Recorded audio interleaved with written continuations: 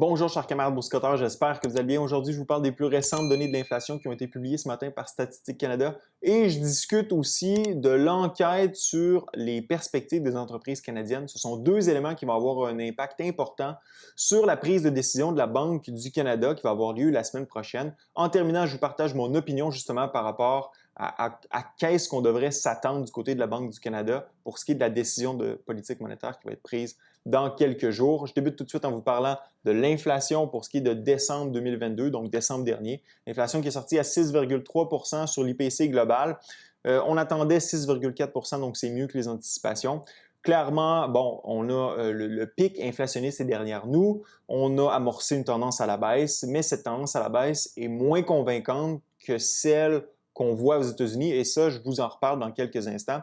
Maintenant, sur une base mensuelle, on est tombé en déflation, donc en baisse de prix, moins 0,6 % en décembre par rapport à novembre. Les anticipations étaient de moins 0,5 %, donc c'est plutôt positif de ce côté-là. Maintenant, si on s'en va voir l'inflation fondamentale, alors là, en excluant les aliments et l'énergie, 5,3 % en décembre par rapport à 5,4 % en novembre. Clairement, l'amélioration est beaucoup plus difficile de ce côté-là. L'inflation fondamentale se montre très résiliente au Canada. Encore une fois, je vais vous faire une comparaison avec ce qu'on observe aux États-Unis. Si on s'en va voir du côté des éléments qui composent ou des secteurs qui composent le panier de l'IPC, alors là, vous voyez donc sur une base mensuelle et sur une base annuelle quels sont le rythme d'accroissement ou de décroissement des prix. Les aliments, qui représentent quand même 16 % du panier de l'IPC, on est encore en hausse de prix, 0,3 % sur une base mensuelle. Sur une base annuelle, on est à 10,1 %. Clairement, l'épicerie n'est pas moins chère. Les logements, même chose, donc 30 % du panier de l'IPC, 0,4 % sur une base mensuelle, 7 % sur une base annuelle. Donc juste là, ça explique en partie pourquoi l'inflation est encore très résiliente au pays.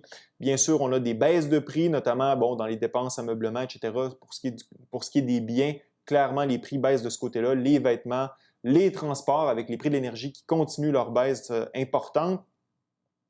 Je vous parlais tantôt d'inflation fondamentale en excluant les prix, les aliments, l'énergie, moins 0,1 % sur une base mensuelle. On est toujours à 5,3 % sur une base annuelle.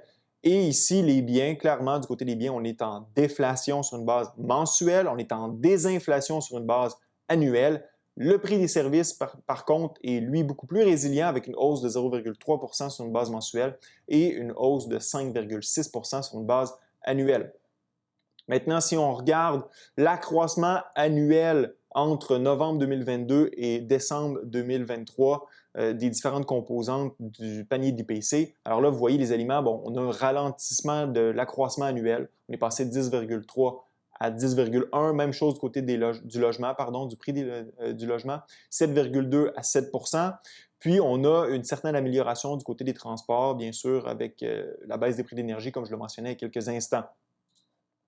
Ici, ce sont les éléments qui ont le plus participé à l'accroissement de l'inflation au cours des 12 derniers mois. Donc, il n'y a pas vraiment de surprise. Avec la hausse du taux directeur, ça a eu un impact très important sur les prix du logement et plusieurs composantes à l'intérieur du prix des logements, dont le coût d'intérêt hypothécaire, les loyers, le coût de remplacement du propriétaire, qui ont eu un impact très important sur la hausse, bien sûr, de l'IPC. Pour ce qui est des provinces, alors là, bon, il n'y a pas grand-chose à dire là-dessus, mis à part que le Québec est sur la moyenne canadienne à 6,3 %. C'est la hausse de l'IPC global qu'on a connue au pays. Donc, le Québec s'en sort plutôt bien ou relativement bien par rapport à certaines autres provinces. Le tableau le plus important, et à chaque fois je vous le mentionne, lorsque vient le temps d'analyser l'inflation canadienne, ce sont 3 mesures d'inflation fondamentale qui sont surveillées de très près par la Banque du Canada, donc qui servent justement à établir sa politique monétaire, l'IPC-COM, l'IPC médian, l'IPC tronqué. Alors de ce côté-là, c'est très pessimiste, c'est-à-dire qu'on n'a pas d'amélioration substantielle du côté des mesures d'inflation fondamentale utilisées par la Banque du Canada. Et ça, je vous le mentionnais en novembre dernier, j'étais très pessimiste par rapport au rapport qu'on avait obtenu. Je vous disais qu'il y avait rien à se réjouir dans ce rapport-là. C'est un peu la même chose que je vais vous répéter aujourd'hui parce que regardez, de novembre à décembre, on est passé de 6,8 à 6,6, de 5,1 à 5 sur l'IPC médian et de 5,4 à 5,3 de l'IPC tronqué. On pourrait dire, ah, mais il y a de l'amélioration, mais pas vraiment. Regardez où on était en septembre dernier. On était pratiquement au même endroit. Donc, il n'y a eu aucune amélioration depuis septembre dernier et c'est encore pire que ça parce que si vous regardez les données sur un horizon un peu plus long, mais regardez ici, en bleu foncé, vous avez bien sûr l'IPC incluant les aliments et l'énergie, avec les prix de l'énergie qui ont chuté de façon importante. Vous avez vu l'IPC global chuter, donc là, il y a de l'amélioration nette de ce côté-là, il n'y a aucun doute là-dessus. Par contre, lorsque vous excluez les aliments et l'énergie, donc l'IPC fondamental, regardez ce qui se passe de ce côté-là. On n'a aucune amélioration depuis mai dernier du côté de l'inflation fondamentale, ce qui démontre une certaine résilience du côté de l'inflation fondamentale au Canada. Et tantôt, je faisais référence à une comparaison avec ce qui se passe aux États-Unis. Donc, en mai, au Canada, on était à 5,2, puis présentement, on est à 5,3, même qu'on est plus haut qu'on était en mai dernier. Mais regardez ce qui se passe aux États-Unis. La tendance est clairement plus marquée à la baisse. En septembre dernier, aux États-Unis, on était à 6,6 sur une base annuelle, donc l'inflation fondamentale. On est à 5,7 maintenant. Clairement, là, la tendance à la baisse, elle est beaucoup plus marquée. Et c'est la même chose du côté de l'IPC global. La tendance à la baisse aux États-Unis est beaucoup plus marquée qu'elle l'est au Canada. Je vous remontre encore une fois les données au Canada. Regardez ici, on stagne au Canada. Bon, clairement, en décembre, on semble avoir là, descendu d'une marche. Tant mieux, mais le portrait est beaucoup plus positif du côté des États-Unis. Donc, la Fed jouit de données inflationnistes beaucoup plus positives que la Banque du Canada. Maintenant, parlons de l'enquête sur les perspectives des entreprises. Alors, les entreprises qui s'inquiètent de choses différentes qui s'inquiétaient au début de l'année 2022. Donc, qu'est-ce qui inquiète le plus les entreprises présentement? Bien sûr, la hausse du coût du crédit qui a un impact sur leurs investissements, il n'y a aucun doute là-dessus. Et aussi, la demande la demande pour leurs biens et services, donc les ventes, les entreprises qui anticipent une baisse de leurs ventes par rapport, par exemple, aux chaînes d'approvisionnement, aux pénuries de main-d'œuvre, aux pressions sur les coûts ce sont les inquiétudes qui ont toutes, ou des préoccupations qui ont toutes diminué au courant des derniers trimestres. Alors là, si justement, en regardant du côté des ventes, en fait, il y a à peu près 30% des entreprises qui attendent une baisse de leurs ventes au cours des 12 prochains mois. Donc, il y a un changement de paradigme ici. Avant, on s'inquiétait beaucoup des hausses de prix, de la pénurie de main-d'œuvre, de problèmes de chaîne d'approvisionnement. Alors là, les entreprises commencent à s'inquiéter justement de la baisse de leurs ventes. De la hausse des coûts du crédit, de la hausse des taux d'intérêt. Ce sont des éléments qui vont avoir un impact très important sur les profits des entreprises, sur les revenus des entreprises, mais aussi sur l'économie canadienne et potentiellement sur les pertes d'emplois. Donc, simplement pour réitérer ce que je viens de vous dire, regardez ici les préoccupations à l'égard de la main-d'œuvre, donc les obstacles liés à la main-d'œuvre. Clairement, il y a une baisse importante ici. Même chose du côté des chaînes d'approvisionnement. Donc, ce ne sont plus des éléments qui inquiètent autant les entreprises qu'il y a peut-être 2 ou 3 trimestres. Là.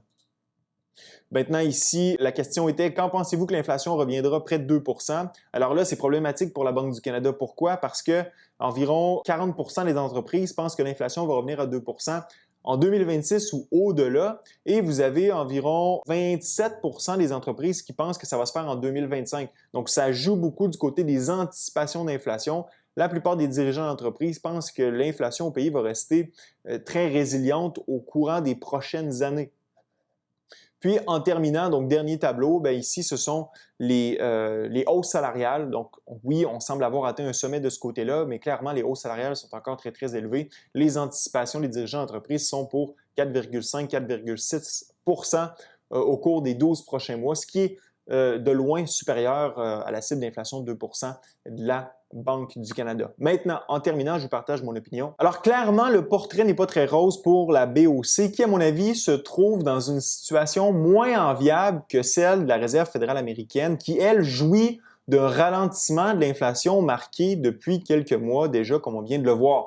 Du côté de la Banque du Canada, même si l'IPC global ralentit, les données officielles ne montrent pas de ralentissement substantiel pour ce qui est des données fondamentales de l'inflation. Les 3 mesures surveillées de près par la BOC font du surplace depuis plusieurs mois. L'inflation, à travers les données officielles, se montre plus résiliente qu'anticipée par la BOC, avec un marché de l'emploi qui bouillonne toujours, une Fed agressive malgré un meilleur bilan inflationniste que celui de la BOC et 2 rapports sur l'inflation peu convaincants. La BOC est acculée au pied du mur selon moi. D'ailleurs, la plus récente enquête sur les perspectives des entreprises démontre que les anticipations d'inflation sont toujours au-dessus de la cible de la BOC, tout comme les hausses salariales.